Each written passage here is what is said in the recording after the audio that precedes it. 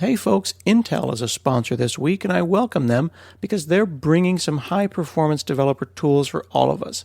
Check out Intel's Parallel Studio XE. I've talked about parallelism before on the show and the importance of using the complete instruction set, unlocking the power of the processor that your code is running on. Now, you all might be writing C or C++, Python, or even Fortran, but is your code building in such a way and written in such a way that it uses the latest techniques for vectorization, multi-threading, multi-node parallelization, or memory optimization? Intel Parallel Studio XE has a lot of new stuff for 2018 across all these languages. Get a free download at bit.ly.com/parallelstudioxe, or certainly go and Google with Bing for Intel Parallel Studio XE, and get started boosting your app's performance with smart, parallel code with a lot less effort. Check them out, bit.ly.com/parallelstudioxe.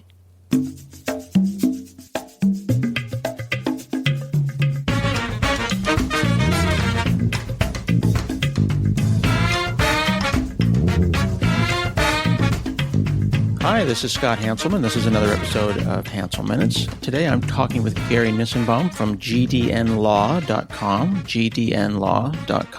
You may remember Gary from show 601, where we talked about terms of service for developers. How are you, sir? You're fast becoming our favorite lawyer on the show. I am thrilled to be back. I had a terrific time being interviewed by you last time, and I'm really looking forward to this one because I think it's a very topical and important subject. Yeah, well, we're going to talk about GDPR, the General Data Protection Regulations. I was literally trying to work on this a little bit late on my own podcast site. I am a small business, a micro business even. I put my cookie consent pop-up there and looked at all the different places where I store data. And I think I'm okay, but, I'm not a big company. I don't have the time or the lawyers, frankly, to read all the paperwork. It seems kind of weird that this is even affecting me over here in America. Not only that, but when you say you don't have the lawyers to do this, my question would be, are you talking about American lawyers or are you referring to European lawyers? Yikes. And if you're if you're not referring to European lawyers, then how do you know you're complying with the European law? And that's part of what I want to discuss today, which is a terrific, very important principle, which is maintaining privacy of data.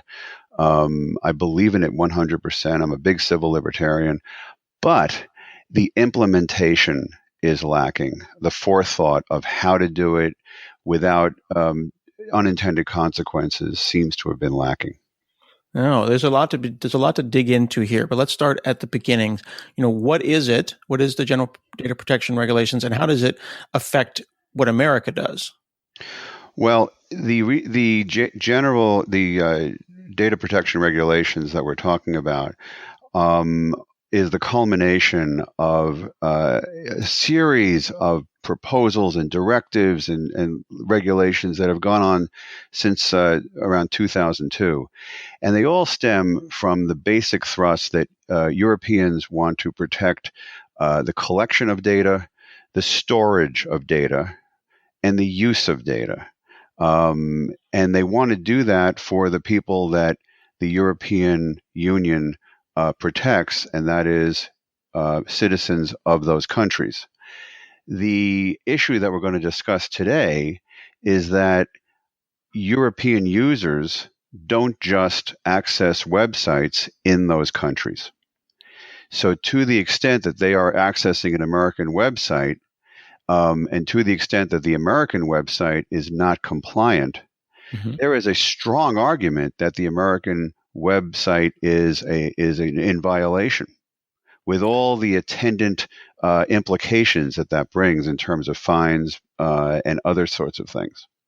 Doesn't that imply that we can't win? I mean, there's 200 and something plus countries in the world, and if any European decides to swing by, a website in Djibouti, now they're going to be subject to laws of Europe?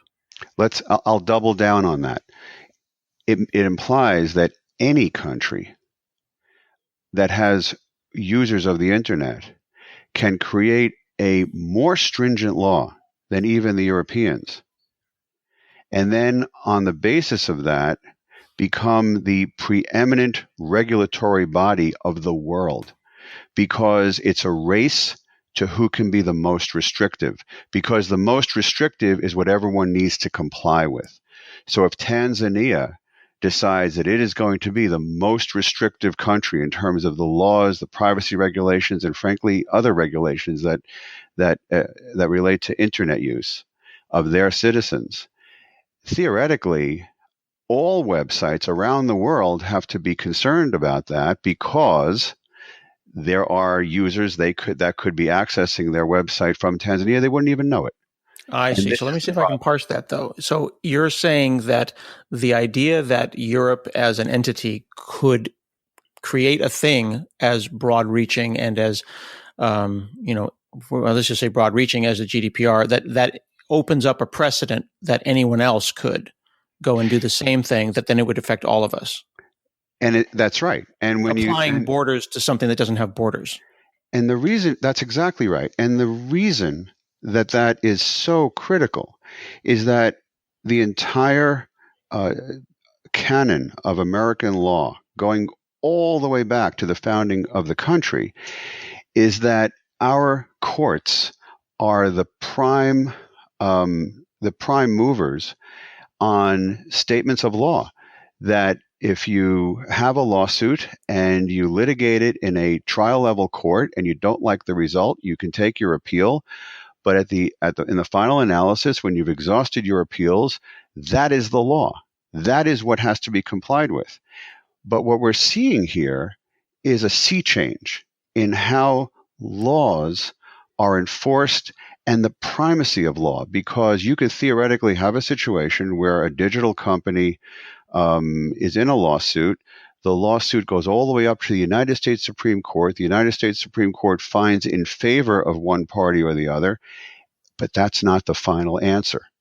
That even though the Supreme Court has said that the activity is allowed, that privacy of American citizens is not being infringed upon, based upon First Amendment protections and other sorts of statutory protections, you could still have a whole regime of laws from outside the borders of the United States that would still apply to the same activity that the Supreme Court has just said you could engage in.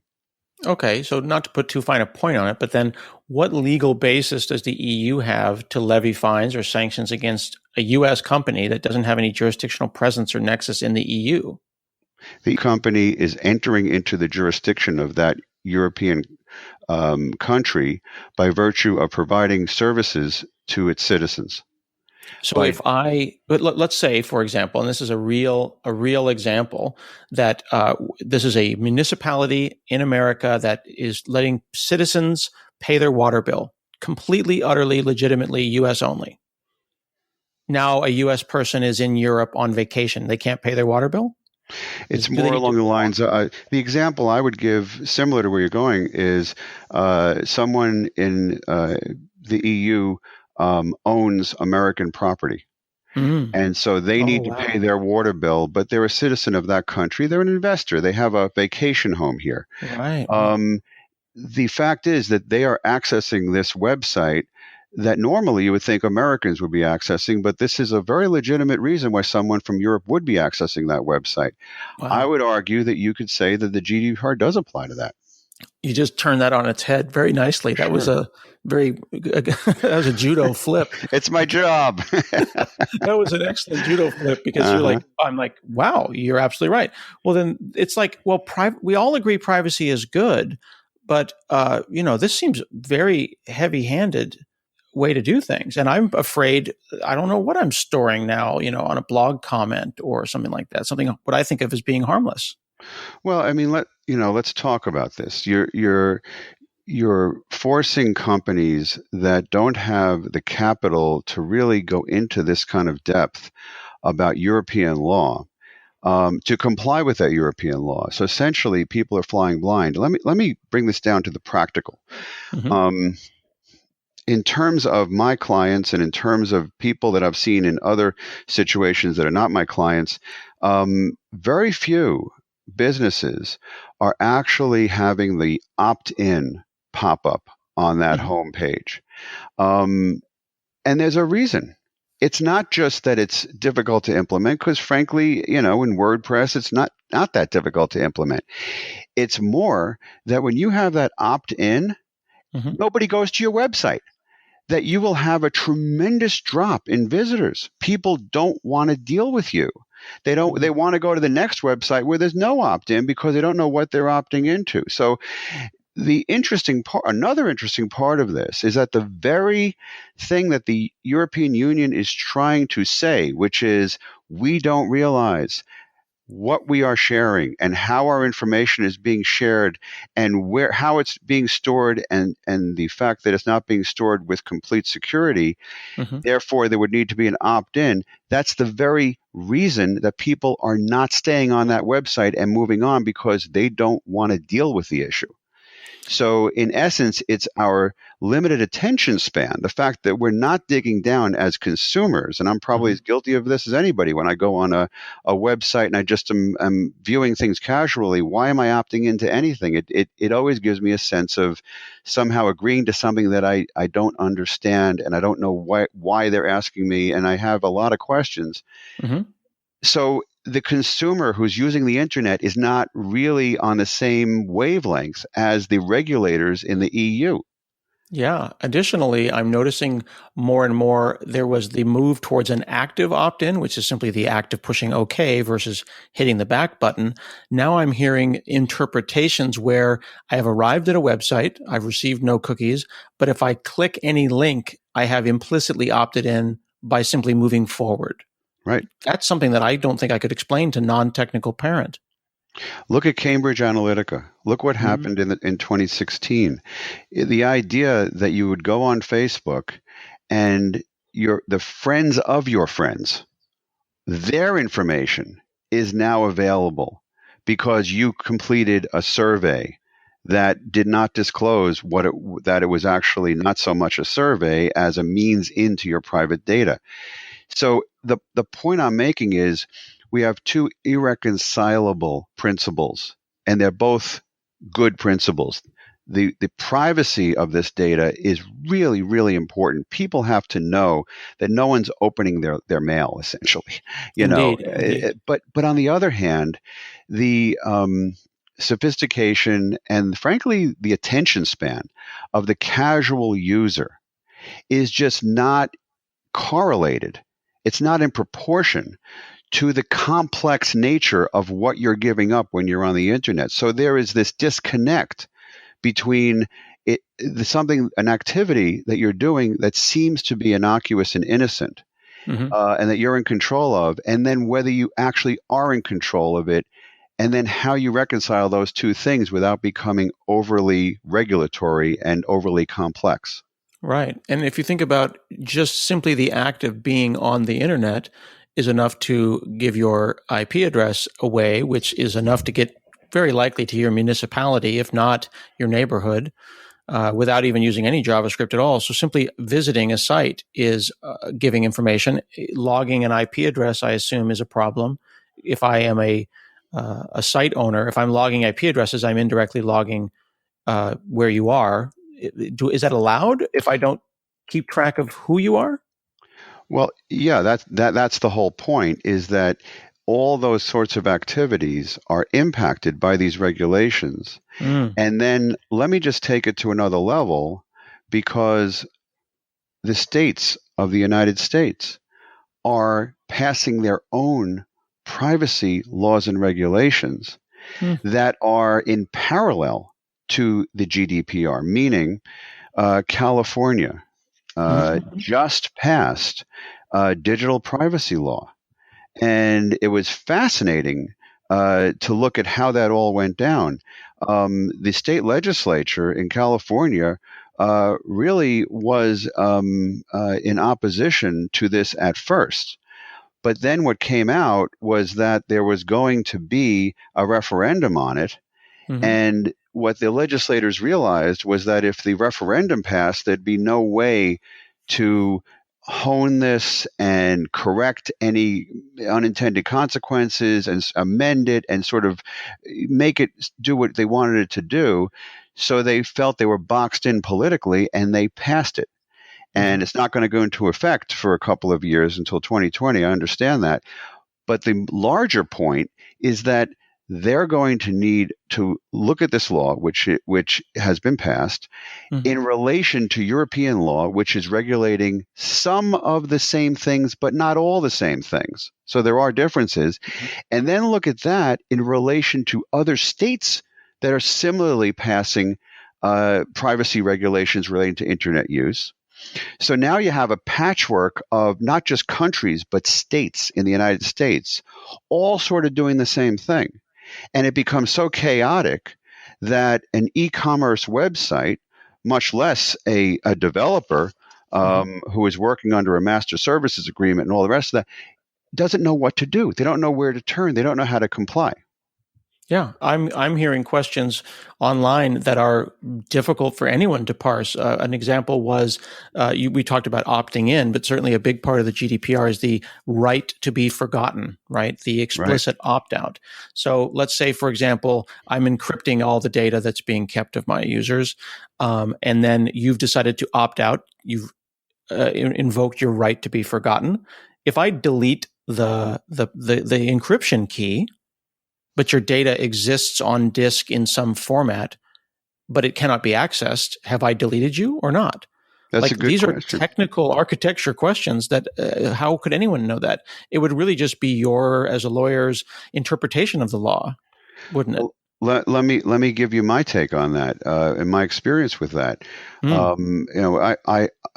Our firm, we do a huge amount of e-commerce work and work with digital clients, and one of the things that comes up a great deal is newspapers in the United States, major publications that are refusing to take down articles that are incorrect about my clients. So I get people contacting me, asking me to, as a last resort, because they've tried for years to get this stuff down. They can't get a job. They go on job interviews. Somebody goes on Google, puts their name in, and finds out that they did these horrible things. They assaulted somebody. They were involved in some, but none of it's true. It was just erroneous reporting in the heat of a confrontation of some type. They didn't do anything. And the newspaper literally refuses to take it down, even if it's incorrect. So you have a situation where the newspaper is asserting its First Amendment right, First Amendment to the United States Constitution. The Supreme Court will normally back that up. And then that newspaper now has to decide not so much whether they want to take it down because this person has a right to be forgotten because it's an erroneous article. That's not the issue. The issue is they want to keep it up, but now they're being forced to take it down by a law of another country. So it becomes highly complicated, and it's just not the way these decisions should be made. They should be made on the merits. If somebody deserves to be forgotten, you should have a dialogue with the newspaper, and the newspaper should be reasonable, and there should be some kind of compromise of some level, even just a second article or something, or correction. But that's not what's going on. What's going on is what you're talking about, which is at a digital level, they may delete the article. Well, deleting the article comes very close to modifying the historical record. It gets very close to exactly what you don't want to have in a democracy that prizes civil liberties. So how do you balance all of that? And that's really the question. And definitely an unintended consequence that is going to echo through for many years. Hey friends, this is Scott. Listening to podcasts is a great way to keep up to date on technology since we're always learning as software people. And you can also find a job by listening to a podcast if you check out our new sponsor, Hired.com. That's Hired.com/Hansel Minutes. On Hired.com, software engineers can get interview requests from companies that want to hire you. Each offer will have the salary and the equity up front. You can view those interview requests and accept, reject, change the offer before even talking to a company. It's a great way to find out what's out there and maybe make a move. They're working with over 6,000 companies, from startups to large companies, from 14 major tech hubs throughout North America and Europe. What's great about this is it's totally free for software engineers. And if you get a job through Hire.com, they'll ordinarily give you a $300 thank you bonus. But if you use our special link, they'll double that bonus. So you will actually get paid $600 when you accept that job. Now, if you're not looking for a job, but you know someone who is, refer them to hired.com/HanselMinutes, and they'll give you elite bonus, a $1,337 bonus when they accept a job. So check them out at hired.com/HanselMinutes. Let's talk about the size of companies. Like in my day job, I work at Microsoft, and it's big enough that it has a whole GDPR department, and it's not a temporary thing anymore. Like it's full time making sure that people don't do the wrong thing, which is good from a privacy perspective. And in my side job, I have a podcast and a blog. And there are a million or millions of little small developers that have no idea if they're going to get nailed. Am I going to lose my house if someone comes and says, I want to be forgotten off of your blog? And I don't have a way to solve that. Well, you're absolutely right. The first day that the GDPR was in force, there were complaints filed against a bunch of these very large companies. Facebook is an obvious example. $664,000 was the equivalent of that fine in dollars, based upon what happened with Cambridge Analytica. You're talking about Google being fined for abusing its mobile software monopoly, $5.1 billion. They got a $2.7 billion fine in a prior year for abusing its search monopoly. So my point is, all these big companies are getting fined enormous amounts of money, but they're not missing a beat. The fines are not destroying them. The fines are not putting them out of business. Whereas someone like you're describing, someone such as yourself operating something on your own, if you even get a modest fine, that can shut you down. Exactly. So there is a disproportionality of impact. The fact that these fines are large is not the issue. The issue is the proportionality of the fine to the ability to pay. And one of the wonderful things about the internet, about the web, is that anybody can just throw up a website with very little capital and just go. It's not the same kind of infrastructure that has to be paid for when you have a brick and mortar business, the way it used to be. But if by going, you're going right into a sand trap and you're going to be bankrupted by some kind of crazy fine that you never anticipated, that's a problem. And it's an unintended consequence of all this. And I also want to, if I may, just sort of get to another level on this issue, because when you think about it, the other countries are getting involved in this regulation of privacy on the internet. Various states, such as California and others, are getting involved, but someone's missing. Someone's missing from the discussion. And well, the United States government, the federal government. And I will tell you that my view is that to some extent, one extent or another, and I guess historians looking back on this period of history will give us the answer. We don't know it completely right now. To one extent or another, the reason for all this chaos and the reason for all these questions is that our federal government, meaning our Congress, has not taken up the issue of digital privacy in a robust way. Congress defunded its own Office of Technology years and years ago. That would have been the place to get the kind of advice they need to deal with this. They had Mark Zuckerberg testifying, but in the questions they were really showing a lack of understanding of what Facebook does. So my point is that in the past, these issues that were broad, that related to the entire United States, where states were disagreeing with one another, the idea was that each state was sort of a laboratory of democracy. That's what it was called. And then together, they would all go up to the Supreme Court. There would be a decision that they would go to their congressmen and congresswomen, and they would ask them to pass a law, and there would be a national consensus that would be created through preemption of state law. Federal law, primacy over state law. That's not happening. That's not even on the radar right now, so far as I know. Mm-hmm. And because of that, we're all left to our own devices. There, to sort of sum it up, my opinion is there should have been much more robust negotiations between the American government and the European Union so that the implementation of this was not going to be this disruptive and raise this many questions. Number two, the federal government should have been helping small businesses and medium-sized businesses to understand their obligations and make it reasonable and assist. I'm not talking about handouts. I'm talking about information, Mm-hmm. places to call. Right now, we're all on our own. And number three, I do believe states should be able to put in place privacy regulations and laws. Of course, that is something a state should be able to do. But there should also be an overarching way that the federal government is organizing this so that business has predictability and simplicity. Because if you don't have that, the very unknown becomes a drag on commerce. Mm-hmm. And just to give a little bit of context for folks who might not have it, in 1972, the Office of Technology Assessment was created. It was defunded in 1995.